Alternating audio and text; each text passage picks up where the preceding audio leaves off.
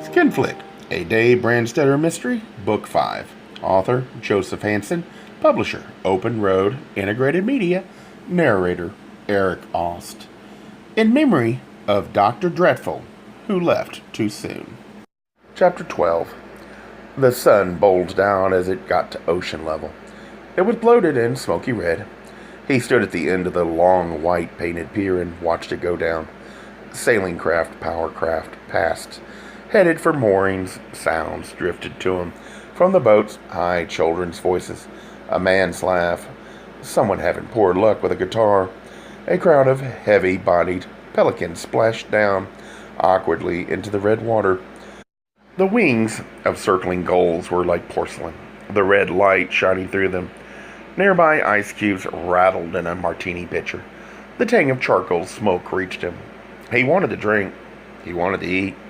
He was tired, but when he'd been here earlier with Randy Van, the flame-colored 260Z hadn't stood in the fenced and guarded parking lot belonging to this pier. Now the car was there, so he had to do this. He clambered aboard a shiny white fiberglass cabin cruiser.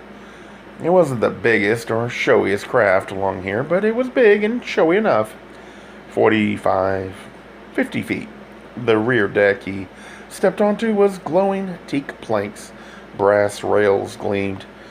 He opened a pair of glossy hatch doors, and a teak companionway took him down into a teak cabin with brass lanterns, buttoned cowhide couches, thick carpet. A stereo played softly. This, the car, the fact the cabin wasn't locked. All said he should be here, but he could be in a restaurant. That would be nice. Dave opened a door in the far end of the cabin. Beds were in the next cabin. Not bunks, beds. He heard the splash of a shower. Above the beds were cabinets. He stepped up on a bed and looked into the cabinets. Sheets, blankets, a life jacket. No carton. He stepped up on the other bed, and the carton wasn't in those cabinets either. He got down and knelt and opened storage drawers under the beds. Clothes, boat gear. He stood up, and one of the cabinet doors had swung open, and he rapped his skull on it. From beyond the door to the head, a male voice called over the noise of the shower. "Help yourself to a drink, baby. Fix me a G&T, will you?" "I'll be out in a minute."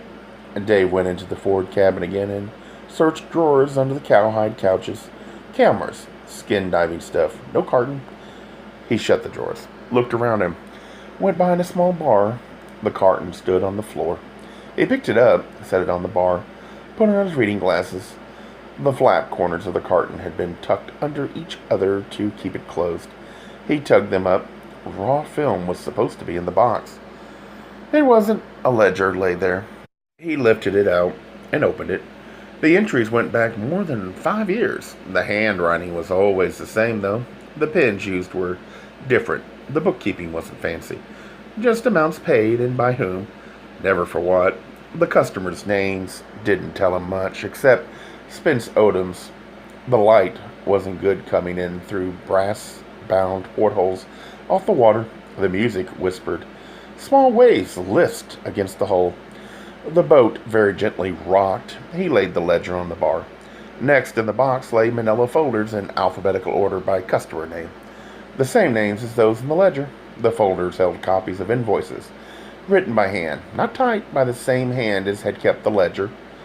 The invoices weren't imprinted Superstar. They weren't imprinted at all, not even with an address. They were signed Jack Fulbright. They listed what Dave took to be photographic lighting, recording equipment, each piece with a serial number. Charges were added up at the foot of a far right column. All those he saw were scrawled paid. He chose a few invoices from different folders, creased them, and pushed them into a pocket. "Who the hell are you?" He turned around, taking off the glasses. A frail-looking girl in a bikini crouched halfway down the companionway, with a thin hand on the brass rail. The dying light behind her said she was blonde. There was a lot of hair, and it shadowed her face. She took off big, round sunglasses and came down the last of the steps, frowning. "What are you doing? What's that stuff? Where's Jack?" "In the shower," Dave said. "Are you Charlene Sims?" She didn't answer. She ran past the bar into the cabin with the beds. "Jack," she said, "there's some dude out here looking through your stuff." "What?" A door slammed open. Fulbright appeared in the doorway to the front cabin. He was naked and wet. A white band around his pelvis interrupted the suntan. He stood still for a second, hands on the doorframe, staring at Dave, at the carton behind him. The girl looked scared. Then Fulbright charged. A swing of his arm sent carton, ledger, book, files flying. He lunged across the bar, grabbing for Dave. Dave stepped out from behind the bar. Fulbright's long reach knocked bottles off the shelf behind the bar. The bottles hit each other and shattered on the thick rug. Gin smells rose, whiskey smells. Dave pushed his glasses into a pocket. "Take it easy," he said. Fulbright didn't answer. He charged again. Dave sidestepped and put out a foot. Fulbright fell over it. His momentum pitched him into the companionway. He hit the steps hard. The crash was loud. For a few seconds he lay face down and didn't move. "Jack!" The girl ran to him, crouched by him, put her breakable-looking hands on him. "Jack, are you all right?" Fulbright moaned slowly. He pushed himself up. He turned groggily up the steps. His look at Dave was savage. Blood ran out of his nose into his mustache, down his chin, into his chest hair. He put a hand over his nose. "Oh my God," the girl said. "Why don't you get him a towel?" Dave said. "He's bleeding to death," the girl said. Dave took her skinny arm, pulled her to her feet. She was about as weightless as a bird. He swung her toward the sleep cabin. He slapped her butt. "Make it wet and cold." She went, making whimpering noises. A cool, salty breath of air that said night was starting came down the companionway. Dave said to Fulbright, "That was stupid. I'd already searched the box."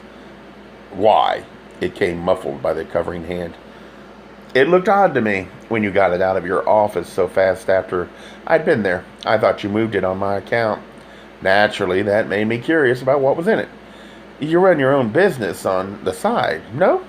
Fulbright took away his hand to try to speak, and blood ran down his front. "Ribbons! God damn it!" He yelled this, and blood sprayed fine in the bloody light. "Coming!" She sounded panicked. "Strictly porno and skinflick makers," Dave said. Fulbright shut his eyes and nodded. He leaned against the wall. His chest moved as if he'd run a mile. His color was pasty. Ribbons came with a beach towel big as a blanket. It was heavy for her to lug. She held it against herself. Water drizzled out of it down her pretty legs. It soaked the papers scattered on the rug. She sat by him on the steps and began trying to mop the blood off him. He yanked a corner of the towel away from her and wadded it against his face. Moaning again, he opened his eyes and glared at Dave. The towel muffled his words. "You practically killed me," he said. "You tripped," Dave said. "It's never safe to run on a boat." Watching Ribbons at her inept and tearful first aid, Dave found a cigarette and lit it. He told Fulbright, "I can understand you're wanting to keep your little sideline secret from your partner. He was a religious fanatic. He wouldn't like it. He also was a businessman and wouldn't like your keeping all the profits for yourself." Fulbright began to shudder. Dave went into the cabin and stripped a blanket off one of the beds. He brought it back and pushed it at Ribbons. "He's chilling. Wrap him up." "Why don't you get out of here?" she said, but she took the blanket and began getting it around Fulbright very clumsily. "Haven't you done enough?" "I haven't found out enough," Dave said it from back of the bar. Treading carefully in all the broken glass, he found a bottle of Corvisor that Fulbright's hysteria had spared. Glasses hung upside down from racks over the bar. He took one down and half-filled it. He went back to Fulbright, crouched in front of him, gently pulled away the hand clutching the wad of towel, tipped the brandy into his mouth. His eyes were closed again. He coughed, spluttered, opened his eyes. He pushed feebly at the glass. "Take it," Dave said. "It'll make you feel better. Guarantee." "He's dying," Ribbons whimpered. "Nobody dies of a broken nose," Dave said. Fulbright had the glass in his hand now and worked on the brandy by himself. Dave stood up. "What I can't understand is why you'd bother to keep it a secret from me." The IRS, Fulbright said. I never paid taxes on it. And you thought I'd run to the feds? Dave said. Why not? I don't know you. I don't know what you're nosing around about. Yes, I was scared. I thought they had Jerry's murder all wrapped up. Then you walk in and it's a whole nother ball game. He looked sourly at the strewn wreckage of his records. I was going to take those out to sea tomorrow and dump them. So Dawson doesn't connect to Spence Odom, Dave said. Dawson connects to old Rugged Cross Productions, Fulbright said. Connected to the Salvation Army, the Methodist Overseas Mission, the Baptist Synod, the Bringing in the Sheaves Women's Auxiliary. An ashtray was on a coffee table in front of one of the buttoned couches. The ashtray was in the shape of a ship's helm, with a shallow bowl of amber glass set into it. Dave put ashes from his cigarette there. He looked at the weepy girl. Your name isn't Ribbons. What is it, really? Charlene? I don't have to tell you anything. She looked at Fulbright. Do I have to tell him anything? Dave said, only if your name is Charlene, and if you'd really like to be helpful, where you come from. From Santa Monica. She jerked her head under all that heavy blonde hair. 2 miles from here, all my life, and it's not Charlene. She made a face. It's not just ribbons either. It's, get ready for this, scarlet ribbons. From an old Harry Belafonte record my mom had when she was about 10 or something. When she grew up, she was going to have a little girl and call her Scarlet Ribbons. Believe it? Then she went and married a man named Schultz. And it didn't make any difference. Her name was Hathaway. Now, that would have been almost all right, right? But Scarlet Ribbon Schultz, that's too much, isn't it? Dave smiled. It's quite a bit, he asked Fulbright. Feeling better, Fulbright pushed the towel into Ribbon's lap and stood up, hitching the blanket around him with one hand, the other one hanging onto the empty glass. I felt fine until you showed up. I still would the fuck like to know what you want with me. Dawson was sleeping with a kid, about like this one. Dave nodded at Ribbons. In a top-level apartment above the Sunset Strip. She's not there anymore. I'm looking for someone to tell me where she is. Jerry? Sleeping with a teenage girl? Fulbright laughed. You have to be out of your mind.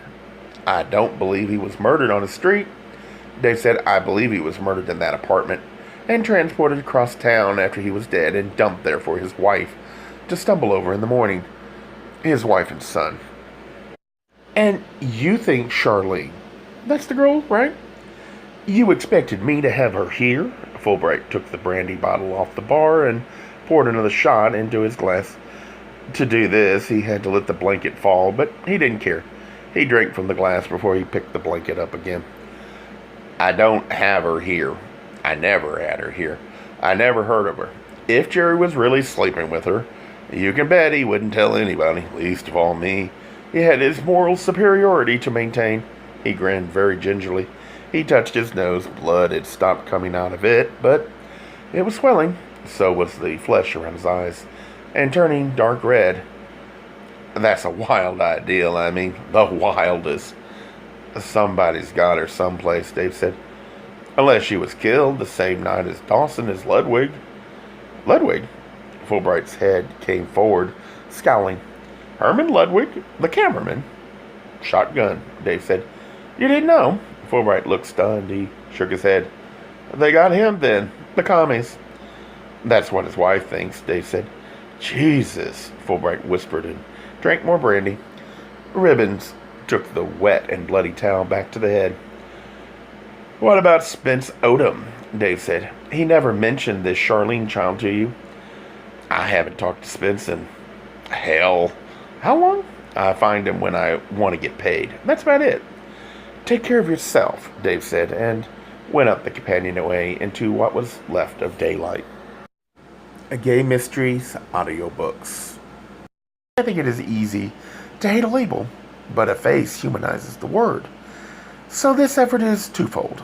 To offer comfort to those like myself that your world didn't end because you don't fit into the view of acceptable society on both sides. And in hopes of helping those with family that are LGBTQ, that it doesn't mean we are aliens from the child they once knew. reassure them so they can maybe be supportive at the same time, being true to their values.